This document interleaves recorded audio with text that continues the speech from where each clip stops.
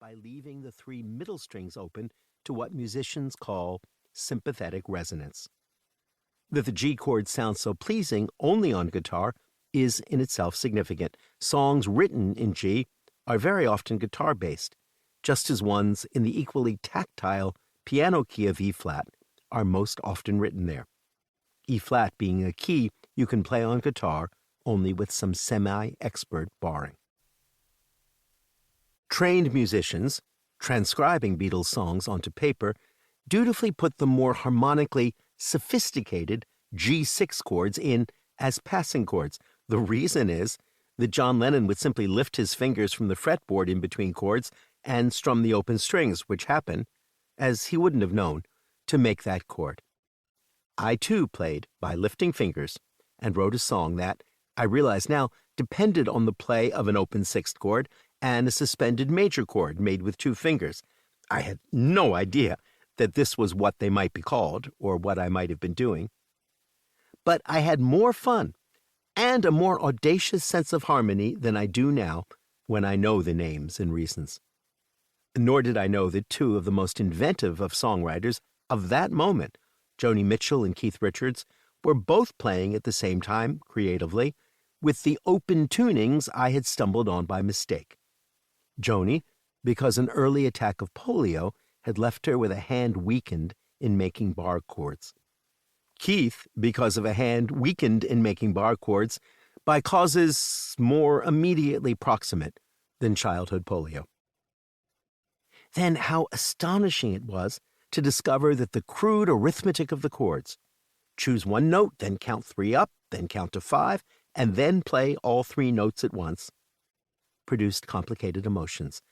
By this simplest of rules, the second and third chords in the scale were both inevitably minor, while the fourth was major, which hit me with a thunderstruck emotion that I can still remember, that I can still feel, not least because the rising, poignant chord patterns of Blackbird and Here, There, and Everywhere were right there, under my control, produced by fingers roaming through a preordained system.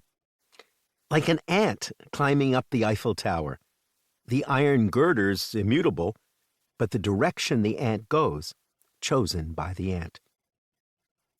I could have learned all of this in music theory class, but it would not have had a tenth the power. I had entered a dream labyrinth.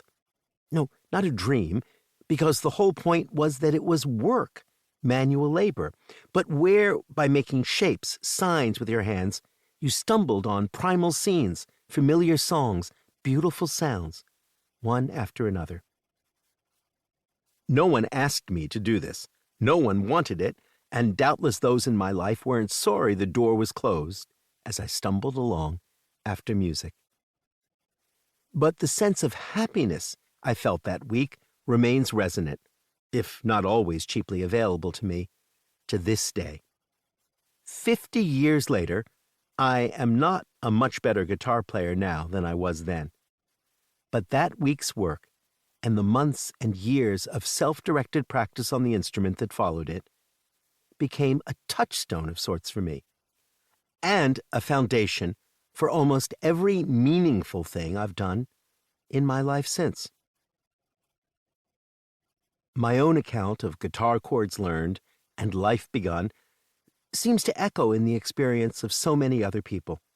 A woman I know recalls learning to sew her own clothes by the same process I undertook, breaking it down into small, manageable tasks, getting the pattern, choosing the fabric, working the machine, until you found yourself making another kind of harmony. In this case, wearing that beautiful thing you've made. The experience of breaking down and building up she learned then informed her later professional work as a film editor and producer. The Scottish poet and aphorist Don Patterson tells rapturously in his memoir of a working-class boyhood of becoming improbably obsessed with Japanese origami. I remember turning a page of an origami guide, he writes, to find a photo of an origami elephant. I was speechless. It was less an elephant than an essay on elephantness, a distillation of all that ever was or would be elephant. It was the form that threw its shadow on the